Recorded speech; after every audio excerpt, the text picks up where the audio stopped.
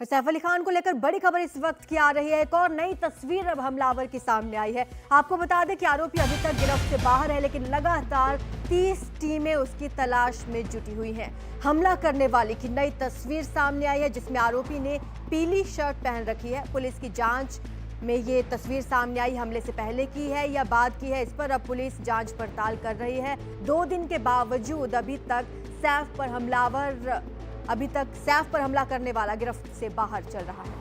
हमलावर की तलाश में मुंबई पुलिस की 30 टीमें लगातार अलग अलग इलाकों में सर्च ऑपरेशंस को अंजाम दे रही है।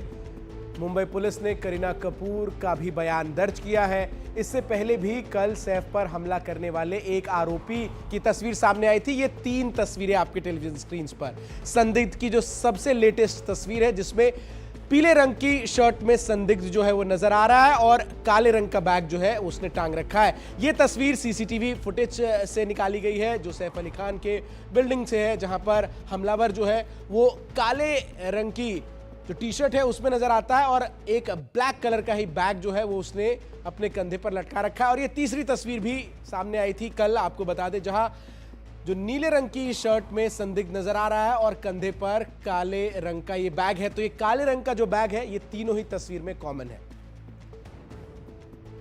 ये 3 तस्वीरें आपकी स्क्रीन पर हैं। जो अभी हाल फिलहाल तस्वीर सामने आई है, पीले रंग की शर्ट में देखा गया है हमलावर। एक कॉमन चीज इन तीनों तस्वीरों में आप देख रहे हैं, जो काले रंग का बैग है। हालांकि पुलिस की जांच में अभी तक ये नहीं पता चला है कि ये पीले रंग की तस्वीर, पीले रंग की शर्ट वाली तस्वीर ये हमले से पहले की है या फिर हमले के बाद भागने के दौरान की ये तस्वीर है। ज्यादा जानकारी हमारी सहयोगी सुजाता द्विवेदी हमें देंगी। सुजाता, लगातार तस्वीरें तो सामने आ रही हैं, लेकिन हमलावर का अभी तक कोई पता नहीं है। और आरजू, देखिए, यही कारण है कि मुंबई पुलिस और क्राइम ब्रांच ने अब तक 30 से ज़्यादा टीमों का गठन कर लिया है। कारण ये क्योंकि 48 घंटे से ज़्यादा का समय आरोपी का कोई अता पता नहीं, जिसके चलते मुंबई पुलिस के लॉ एंड ऑर्डर को लेकर जो पकड़ है उस पर सवाल खड़े किए जा रहे हैं। लगातार 48 घंटे में अब तक कई लोगों से पूछताछ हुई। खुद सैफ अली खान की पत्नी करीना कपूर खान से उनके बांद्रा स्थित घर पर भी जो है उनका बयान दर्ज किया जा चुका है। अब बचे हैं सैफ अली खान। सैफ अली खान से ये पूछताछ में जो है सवाल किए जाएंगे कि आखिर उन्हें क्या कुछ याद है उस रात के बारे में, क्योंकि जब वो अस्पताल जा रहे थे तो वो पूरे तरीके से चोटिल थे। उनके जो है बदन से खून बह रहा था।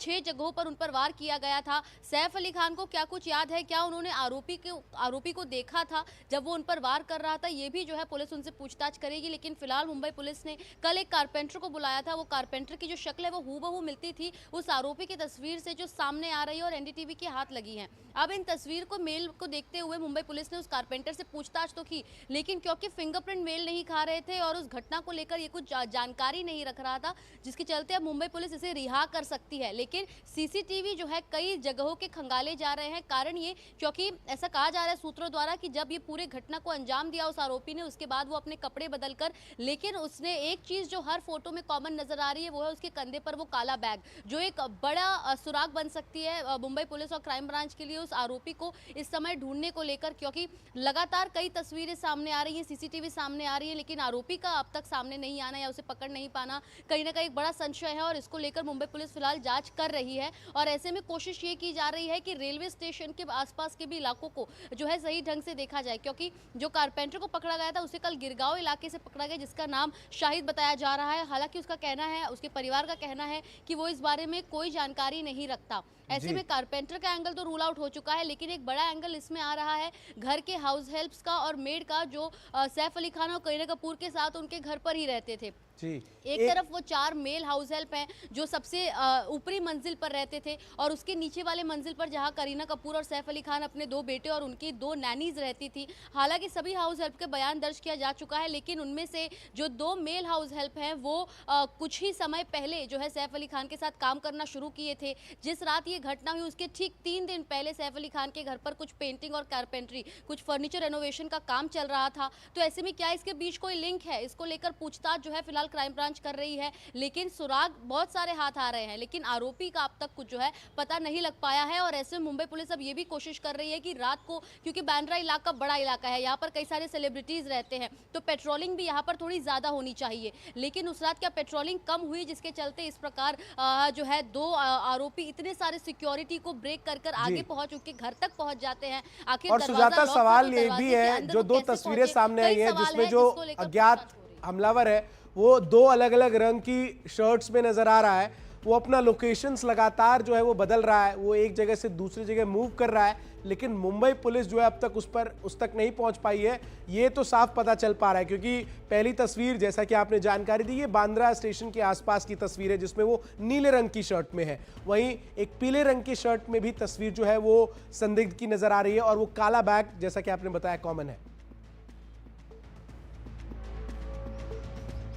काला बैग कॉमन है, और जो हथियार अब पुलिस के जो नुकीला हथियार जिससे उसने सैफ अली खान पर वार किया था, उसे न्यूरो सर्जन द्वारा निकाला जा चुका था ऑपरेशन के बाद। अब वो फॉरेंसिक टीम को दिया गया है पता लगाने के लिए, क्योंकि जो बड़ी बैग वो अपने कंधे पर लेकर चल रहा है उसमें काफ़ी सारे सामान मौजूद हैं, क्योंकि वो उसे उसकी साइज देखकर पता चल पा रहा है। तो क्या वो पेशे से कोई कारपेंटर है या फिर वो इतने हथियार लेकर आया था अपने बचाव के लिए, इसको लेकर भी जो है कोशिश की जा रही है। लेकिन जो आप जैसा आपने बताया कि कॉमन फैक्टर इस समय वो काला बैग है। जो कुछ सुराग, सीसीटीवी फोटोज या पूछताछ के दौरान जो कुछ जानकारी मुंबई पुलिस को मिल रही है, उसको जोड़ते हुए जो है आरोपी तक पहुंचने की समय कोशिश की जा रही है। और जो तस्वीर एनडीटीवी के हाथ लगी है उसमें सबसे पहले वो नीले शर्ट की तस्वीर, जो बताया जा रहा है कि बांद्रा रेलवे स्टेशन के पास का है, क्योंकि जैसे उसने घटना को अंजाम दिया सबसे पहले वो अपने कपड़े बदलता है ताकि उसे पहचाना ना जा सके, क्योंकि जाहिर सी बात है इतने बड़े यदि वो इमारत में घुस रहा है तो उसके सीसीटीवी में जरूर उसके फोटोज जो है वो कैद हुए रहेंगे। अपनी पहचान छुपाने के लिए